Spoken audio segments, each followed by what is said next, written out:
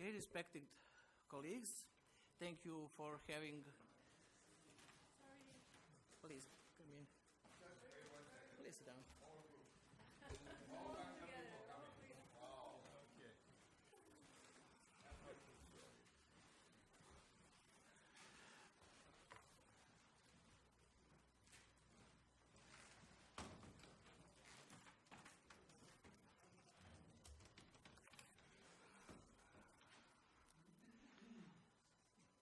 Okay, thank you again for your time and to respond to invitation of the organizer to participate in a session dedicated to the status of the social science in the area of fourth industrial revolution. And allow me to introduce myself. I am Goran Bašić. I am director of the Institute of Social Science. And we have paid great attention to the topic of the position, the future of the social science in a recent year. And today, I hope that we will talk about this issue and many others which are dedicated to the social and humanistic science in the contemporary world. And but before the discussion in which we will all participate, we will hear brief 10 minutes presentation by colleagues Dejan Molnar from the Faculty of Economics of University of Belgrade, Paul Spierings from the Ministry of the Infrastructure and Water Management of the Netherlands, and Professor Branko Urošević from Faculty of Economics, also from University of Belgrade. Finally, I will say something about the position of the social sciences and humanities in the modern world, as organizers asked me. But given that we have 1 hour and 4 panelists, I will just briefly make a few, for me, important notes about the social science in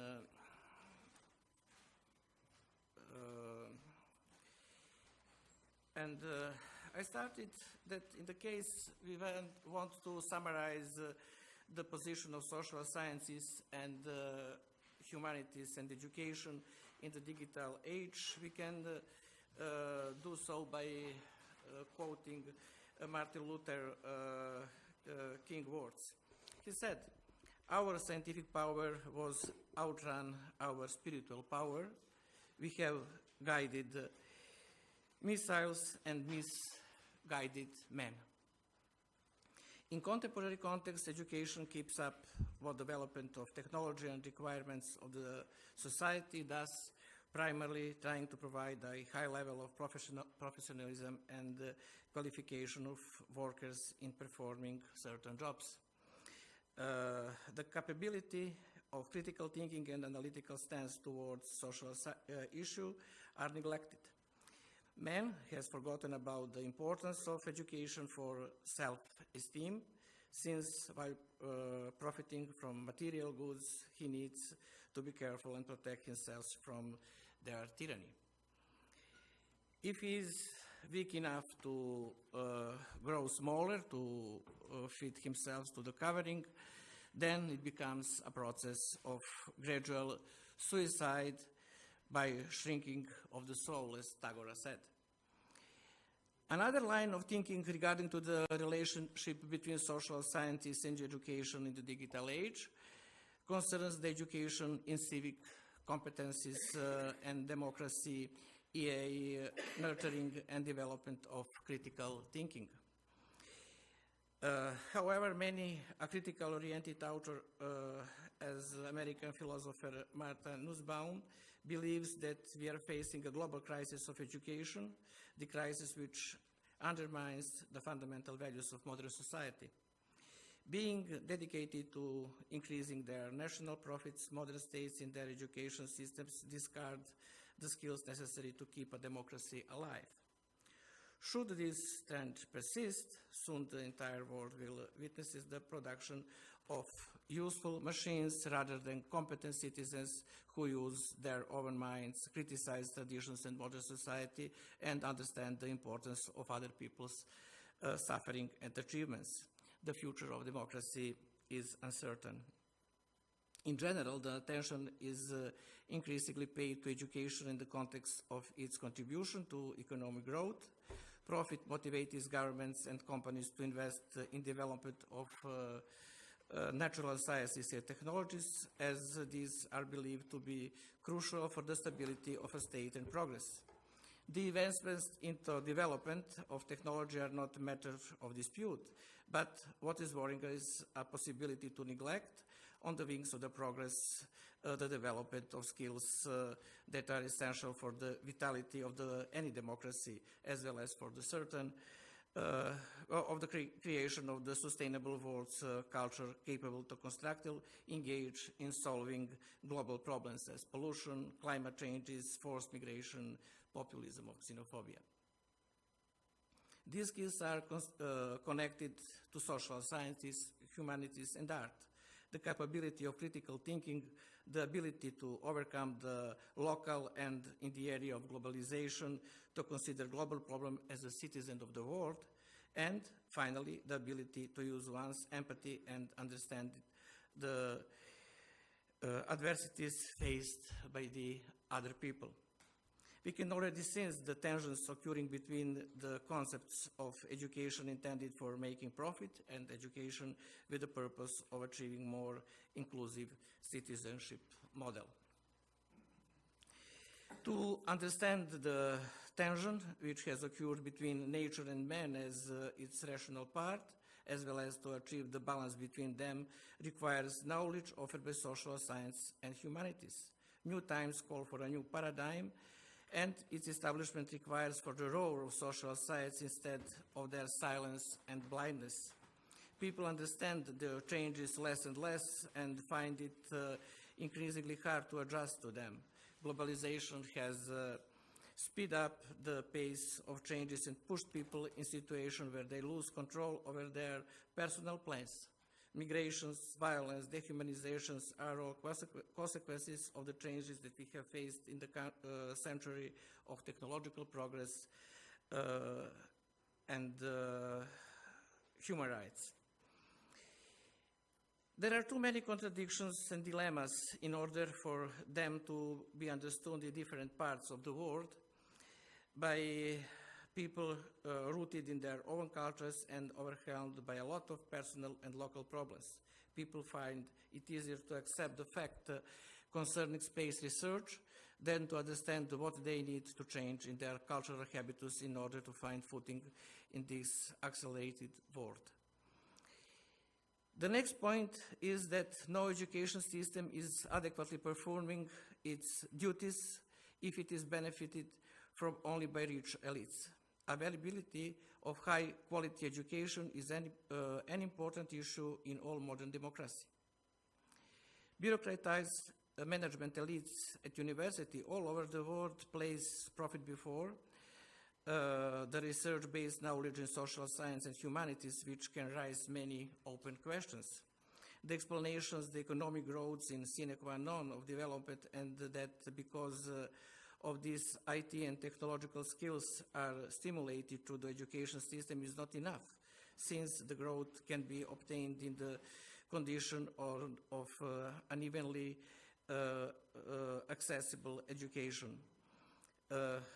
In many countries, with particular high rate of economic growth, education is unavailable to the poor. This is what's problematic with the development theory based on the GDP per capita. This model generally neglects distribution and favors the state with pronounced social inequalities. This is particularly evident when it comes to education.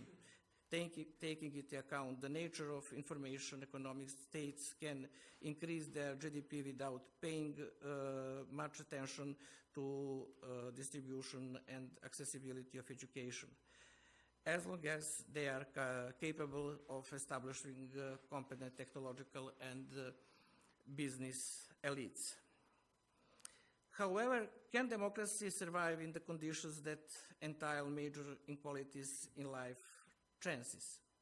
Critical thinking, which should be nurtured by social sciences, would not be an essential part of the education oriented towards economic growth. Freedom of thought among students may be dangerous in the intention to create a cohort or technically trained, obtained workers to execute plans made by their leads with the aim of the secure foreign investment and technological progress in the case critical, finally, the education based on the theories of economic growth looks upon the education in art and literature with disdain, since these do not lead to economic progress. As many university, but also the other level of education, arts and humanities study programs are being closed. Furthermore, potential earnings of technological and IT professions multiply exceed those of arts, philosophy, of literature professors. All this make us ask ourselves, what is the price of philosophy and how much did Socrates earn? Thank you very much for your attention. And I invite Professor Molnar to continue with presentation. I think that you are first, yes, according to the program. Do we need this or okay? Okay.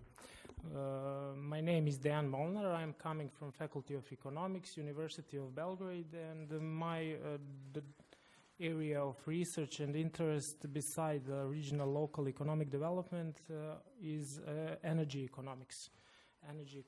And something what is really actual here in Serbia is creating a new industrial policy for next 10 years. And one of the main pillar of this future industrial policy and industrial development in our country is circular economy and low carbon economy as a basis for sustainable development. So I will use this opportunity to raise these topics and to say some facts regarding the situation in our country. The fact is that regarding environmental protection, were not considered as a priority by policymakers in our country in the previous period. Serbia is ranked 37th from 32 countries in Europe in previous year, 2018, according to Yale University report. But there are two ways in which we are somehow pushed to take these topics in our future policy. Chapter 27 for EU accession is an ecological question, and we as a EU candidate have to fulfill some requirements from the European Union, and the other one is market competition. Our companies, industrial companies, producers, in order to be competitive in international markets, should satisfy some rigorous ecological and environmental barriers, let's say. Interesting is that Serbia invested only 0.3% of GDP in the environmental protection, which is less than in the EU and in surrounding countries. Some researchers suggesting that it should be 4 or 5 times more, which means 1.2 or up to 1.4 or 5% of GDP. But my point is that it is not only a cost. We should regard this money as investment, and I will explain later what I mean. The fact is that in Serbia today, every GDP unit is characterized by higher energy consumption and higher CO2 emission compared to the majority of countries in the region in EU. Industrial production in the country is predominantly based on older technologies, which are major environmental pollutants. Insufficient use of energy from renewable resources by industrial entities in the country due to insufficient financial strength, or lack of awareness and possibilities for implementing new technologies in order to save the energy and to save the resources. For example, recycling rates of plastic in our country in 2017 was around 32%, which is much lower than in EU and surrounding countries. For example, regarding metal in the EU, it was almost 80% recycling rate. In our country was 46%. Regarding glass, in EU it was 74%. In Serbia it was only 36%.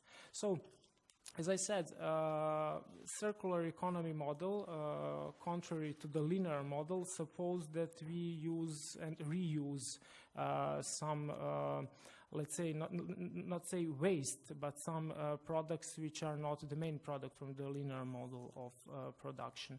Advantages of circular economy concept could be, and in theory are, environmental, social, and economic. Later in discussion we can talk about that. I will not in this moment saying anything more about that, but regarding goals in front of our policymakers today, regarding that the next decade should be more sustainable than previous decades, saying that we have to reduce the consumption of raw materials and raw resources, to make a low carbon economic growth, meaning a higher rate of renewable energy resources, and what, according to my personal opinion, on the first place, building a supportive environment for the introduction of a circular economy model. And regarding a supportive environment, today we are here to say something about education.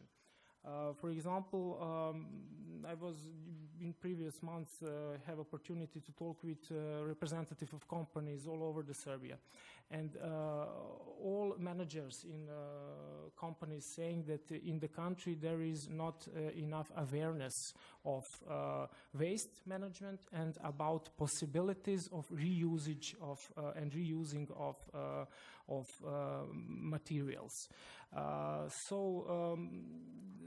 Something we have to do in next period is to increase the level of waste recycling, increase the degree of wastewater treatment, improving the energy efficiency of industrial and energy plants, especially energy plants, and what means energy transition based on renewable energy sources. But for that, it is necessary to have a relevant knowledge. The state should support the process of developing education and other programs that contribute to the advancement of knowledge by both the general population and industrial representatives. Also, I think that we have to support the capacity building of scientific and educational institutions to work in the energy sector.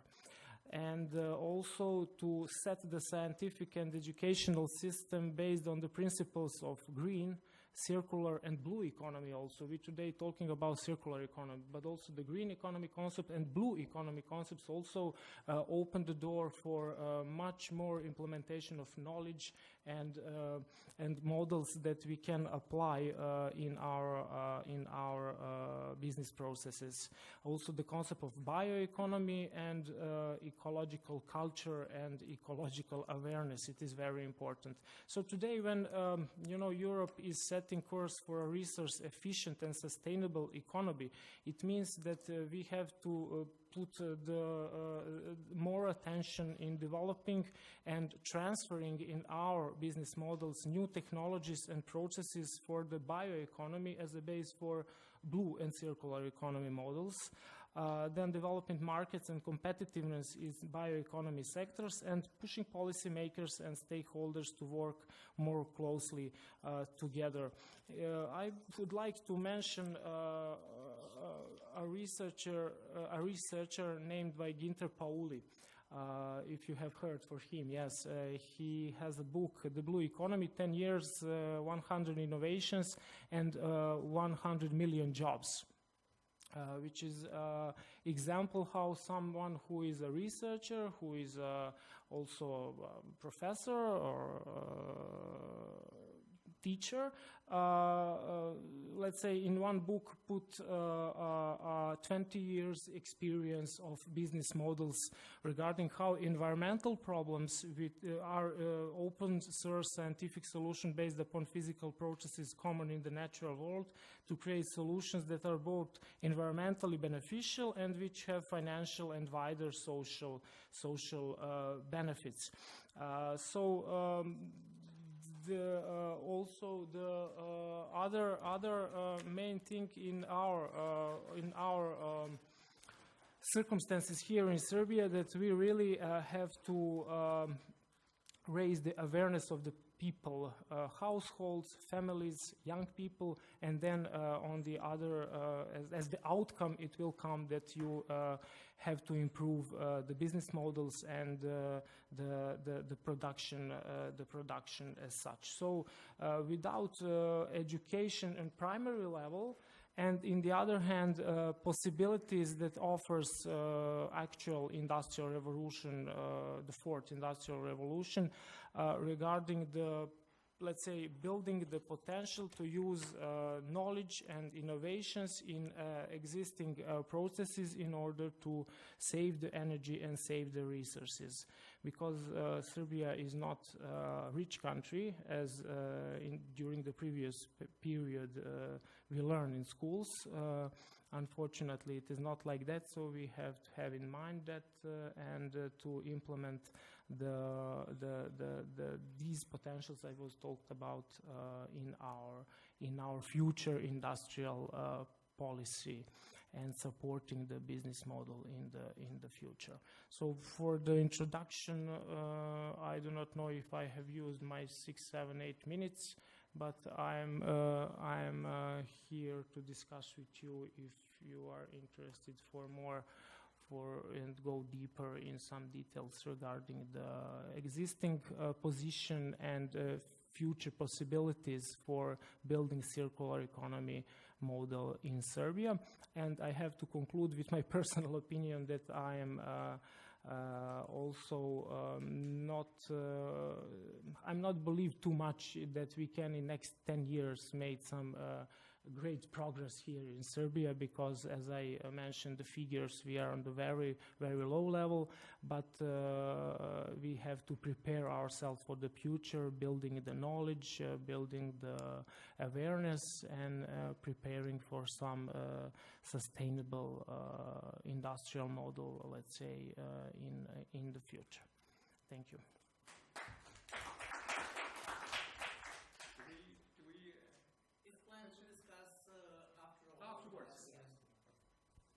Thank you, Professor Molnar, for your interesting lecture. And the next panelist is our guest from the Netherlands. Netherlands, yes. Okay. I have no slides, no PowerPoint presentation. I just want to tell you a story. My personal story on education and learning. There's no general conclusion from this story. It's just my personal. That's okay. But let me first introduce myself. Does anyone hear me? Is it too loud or no? It's fine. Okay, because I hear myself double. Let me first introduce myself. My name is Paul Spierings. I'm 68. I'm a husband. I'm a father of 2 and a grandfather of 3. And recently I retired. After graduating as an engineer, mechanical engineer, very basic, solid job, I started my professional career at Volvo Car, producer of cars. First on as a specialist, of course, and gradually I grew into management functions. After, let's say, 10 years, 5 years of management experience, I really realized I didn't have enough knowledge of human behavior. I was head of a department, all clever people, hard-working people, energetic people. There was no lack of money, and we agreed to do great things. But unfortunately, at the end of the day, everything Everyone had done something, but not what we agreed to. And not by exception, but time after time. And that wondered me. How comes this happens? Why do people, it's almost if they refused to cooperate. And if we talked about it, okay, yes, it was a misunderstanding, and we made new appointments, and we agreed to leave this room and all go to the right. The only certainty that anyone would go to the right if there was no other way out than to the right. That puzzled me.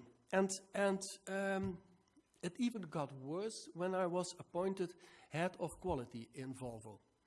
And at that moment, I was thinking about quality, and I realized quality is not just meeting in advanced agreed standards, but also quality is more on let's say, fulfilling implicit expectations that rise afterwards.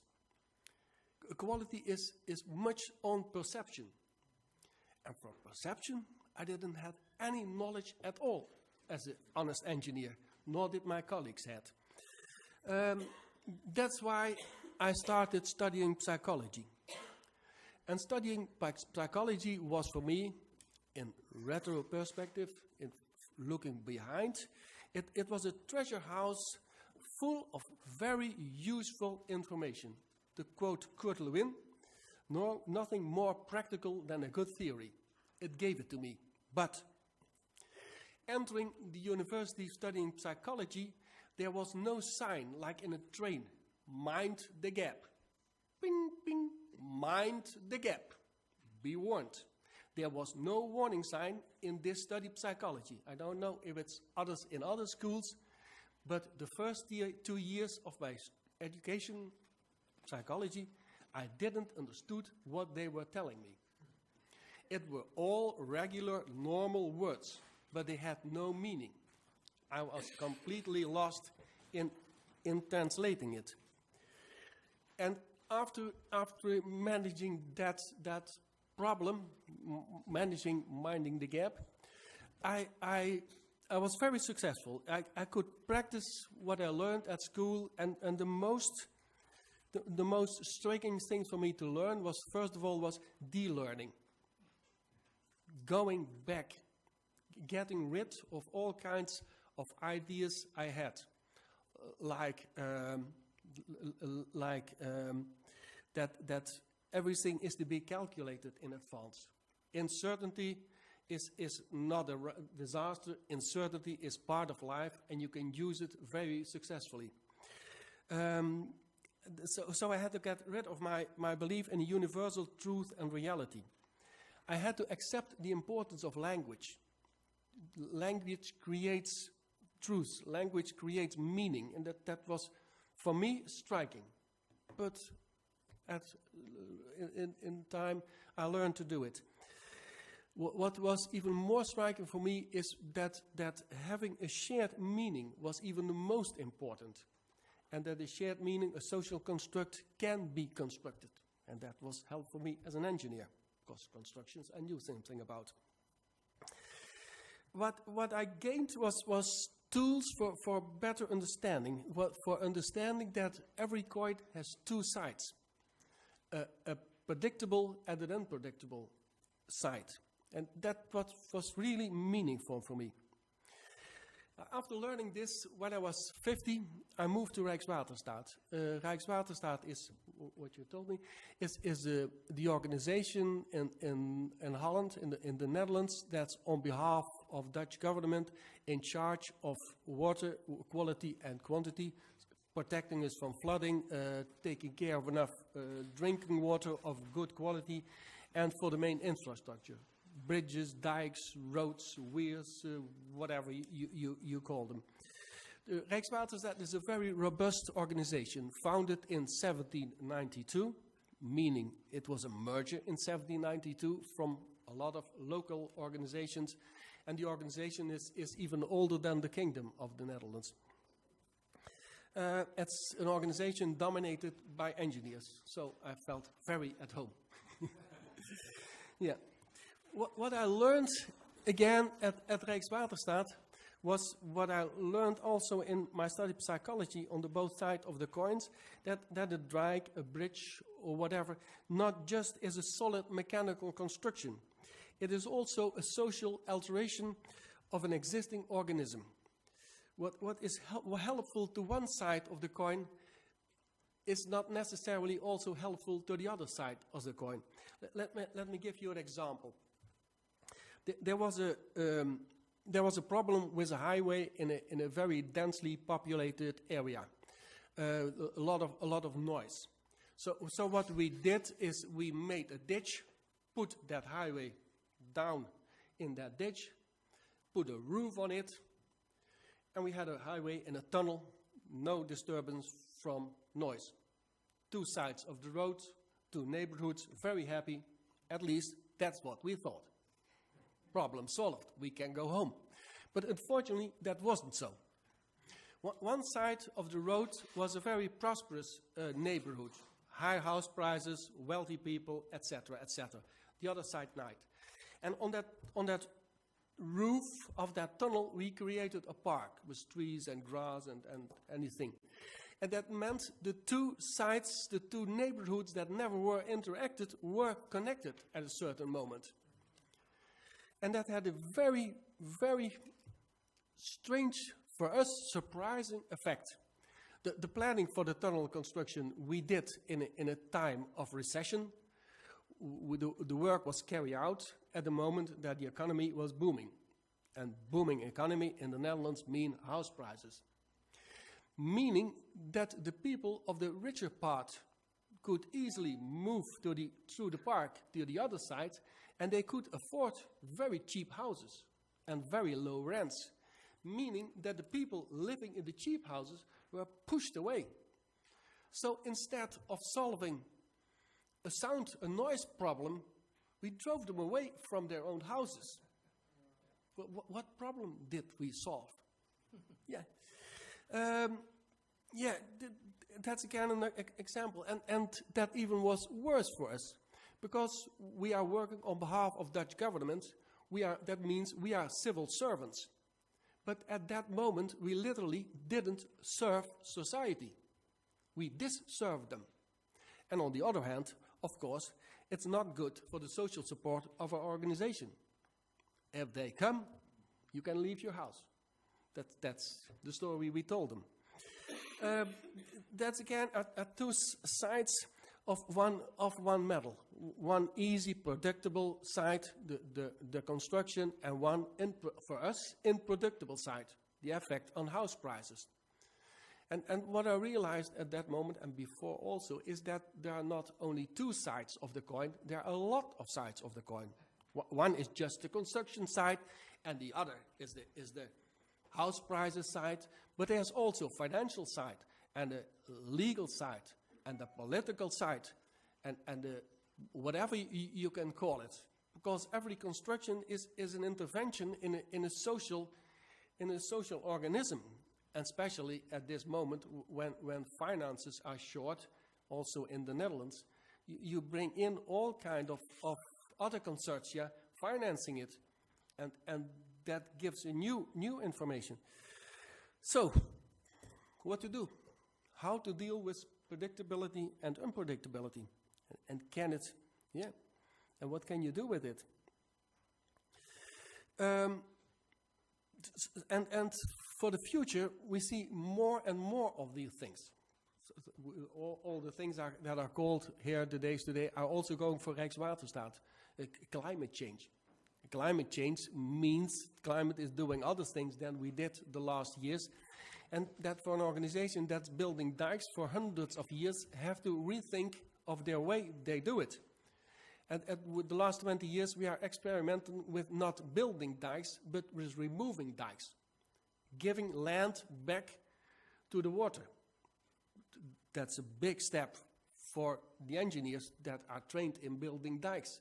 But it's even a larger step for the people living there. Suppose you're living nicely on the side of the river or on the coast, and that one day there's an engineer knocking at your door and he's telling you, sorry sir, but you have to remove. We are flooding your property.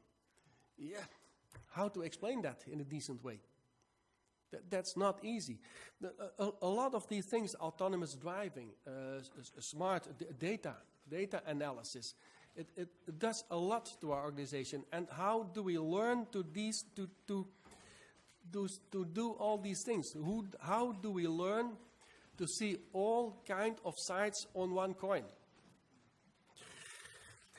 Okay, then as a last, yes, it's my last remark.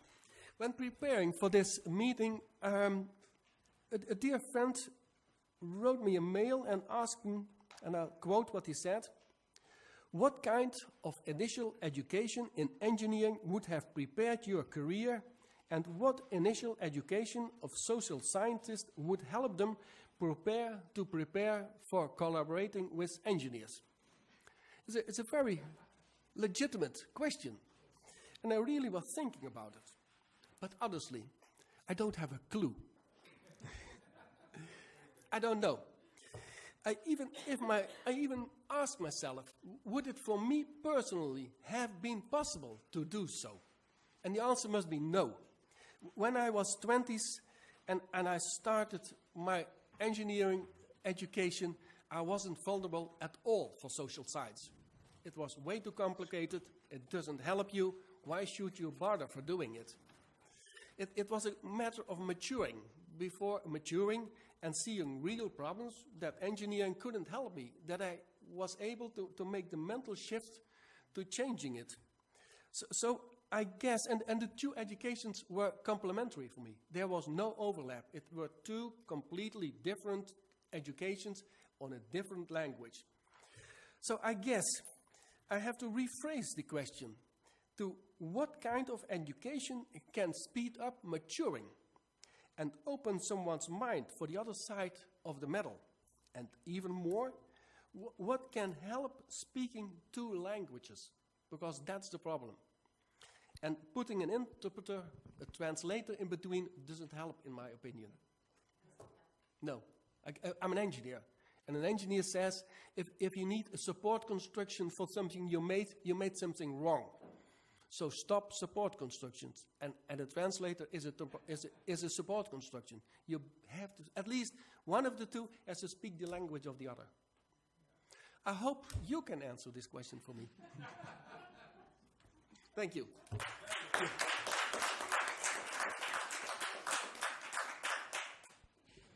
Thank you. Then you share these very interesting and inspirative speeches, and I think very useful for the social scientists. And our last panelist is Professor Urošević. So it would be very hard to speak after such a great speaker like Paul. But wanted to confirm his words in some ways, because I started with absolute this interest in social sciences. I was a physicist, went to the special school in mathematics here. I went to Moscow studying theoretical physics and all that. I was sure that I'm going to do physics all my life. And then after I got my PhD, I realized I'm actually interested in other things, and I wasn't sure what it was. So I took 1 year, and I took 1 year under the influence of a friend of mine who was a Japanese professor at Brown, where I did my PhD in physics, and I took actually 1 year of economics. And I really got interested in that. And then I ended up in a consulting firm in Chicago, and I worked there for a couple of years, and I got interested in the business world. And then I said, okay, well, why don't I do another PhD? So I ended up getting a PhD in finance. And then I realized basically after all of that I will keep learning. You know, I thought at the beginning that as a true theoretician, I should never use a computer except to type a paper, that I should never do programming because this is for those who cannot solve things, you know, in closed formulas. And then, you know, I realized later on that programming is maybe the most fascinating thing. And so the past 7-8 years, I was doing a lot of programming. And I'm teaching economists how to program and solve economic problems using programming. So, you know, it's hard to predict what your own life is going to look like, especially somebody else's life. And what you need now, I mean, who the hell knows what we need 40 years from now? I mean, not us, but, you know, what kids now need 40 years from now. So one thing is for sure, it is very uncertain. And now what I'm doing lately, I'm still doing economics, but I got very much interested in artificial intelligence from a particular perspective, actually humanistic perspective. We are looking into the natural language processing and understanding of language. So a little bit connection to this, but we are trying to formalize this understanding of language. And there is a group of us, of which there is a psychologist and sitting in this room here. And then there is me, and there are a bunch of other very clever people of different walks of life, and only some of them are programmers, and many of them are some very different professions. And basically, what we have been doing, we have been trying to figure out how to build the systems that can develop cause and consequence type of statements and semantic question-answer systems and so on. So let me explain a little bit why this is interesting. Like, we all are using Google, more or less, or some equivalent to Google all the time, and yet this is based not on semantic search, it is based on keywords. And in the keywords, you can have, for example, a horse and a mare, which are semantically obviously extremely close, they are kind of husband and wife, to be completely different, basically unrelated concepts. And so what we are trying to figure out how to actually talk about semantics in this sense. So it is building on some ideas that have been in development since 2013. And actually Google was starting with this, and now we took over some of the stuff they were doing, and they moved on to something that we think is a little bit a misdirection. And so we are trying to build up the following system. So when we think about the semantics, this is important to understand what we are doing. We are trying to map from one set of objects, let's say words, which are actually not so well defined, because we have dictionaries, but dictionaries explaining words in terms of other words, and then those words in terms of the other. So they are kind of circular explanations of words. And then there is the notational semantics, where we talk about concepts such as concept of chairs or concept of table or whatever. But we are interested in is this distributional semantics. So in other words, how are words used? In which context are they used? And what words are used with which other words, and this helping us understand the words, and then somehow do something mathematical with them, which I'm going to describe, which is going to be quite helpful, it seems to us. So, for example, you can ask a question, so what is the likelihood that some word comes after the word the in English? It can be anything. It's impossible to predict. But if you have the word Costa, well, it can be probably only something that is related to some name, if it is with a capital C. So it can be some Spanish names of various beaches and so on. It can be Costa Cafe that was working here, but there is a much smaller number of possibilities. And then if you take, for example, the word Rica, with R-I-C-A, there is only one word in English dictionary that comes with it before, which is Costa Rica. So not everything is unpredictable. And so what we are trying to do is to map the words into vectors in a sufficiently large space of dimensions, and in such a way so that basically these vectors have very small angle with each other, so they're very close, provided that these are semantically close concepts. And it is kind of remarkable that that can be done. I mean, this is weird. When you get it, you still don't believe it. So the number of meaningful combinations is huge, but it is not infinite. It is wrong to think that it is. And so actually it turns out about 300 to 400 dimensions can be enough. And we have some algorithms of what should be the right type of dimensions. And so the algorithm works like this. So we are talking about words. They are appearing in text. We need to take a whole lot of words. And then we are trying to maximize the probabilities that words that come together, briefly speaking, not too far from each other, are actually appearing, close by. And so then we basically parameterize this kind of model by mapping each of these into these vectors. And so now, for example, what was surprising, when you take the vector for the word king, and then you literally subtract the vector for the word man, and then you add the vector for the word woman, you get the vector which is extremely close to the word queen. And then you can say, well, what we get is we get out of this huge corpus, we get unique representation for each word of the corpus.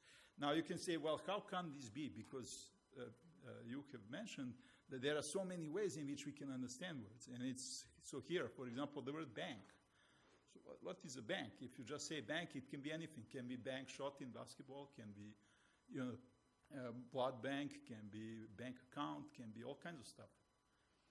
Well, it turns out this is the clue. The clue is when you start adding more vectors, in other words, adding more words, you get more and more, you're kind of converging more and more toward the smaller and smaller space in this vector space that is more and more particular what the meaning is. So, for example, you can start with the word bank, then you add the word account, then you add the word internet, and you are getting actually much more precise. So that is the very simple concept. So you can actually use this to create things like question and answer systems. So we can start with a sentence like Belgrade is the capital of Serbia. It consists of these words. We know the vectors for each of them. You can create, put together, you sum up the vectors, you get the vectors for the sentence. Then you subtract the word Belgrade. So what you get is the capital of Serbia. Okay? Then you add the word what, a vector for that. And then you get what is the capital of Serbia, but you know the answer. So you can do that with objects, with predicates, and so on. And you can create, because you map each word into a particular vector, not independent of the context, basically you can get the question and answer systems that can be very fast and scalable. And this is something that we are currently having a working prototype.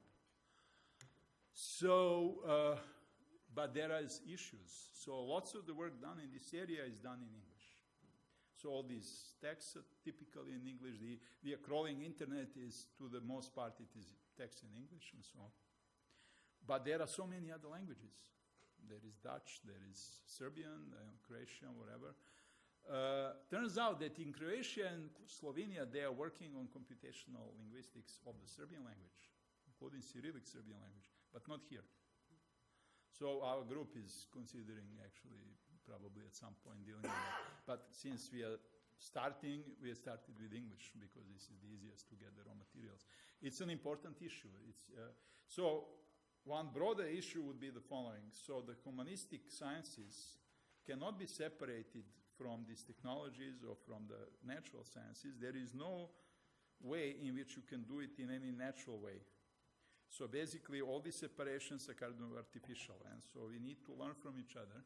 We are benefiting certainly with the knowledge of people who are not computer scientists or whatever, because none of us are linguists, unfortunately, so we need to talk to more, but we have people who are expert on the language in other aspects. And so we need all these different knowledge types to understand things. And this is true probably of pretty much any area. And one of the things that we want to develop, which is also, there is a working prototype for that, is this reasoning graph, which basically you ask a question and then it can give you why something happened. And then based on kind of having this accumulated knowledge, world knowledge from the internet, which is continuously being crawled and parsed, what we get is basically these various statements which says this happened because of that, and that other thing happened because of this, and so on. And you can assign certain probabilities of what of these explanations make sense. But this obviously can revolutionize the way we think, because it can force us to really hone more our critical thinking, because you get some kind of benchmark ideas, but then you can ask yourself, whether this makes sense and so on.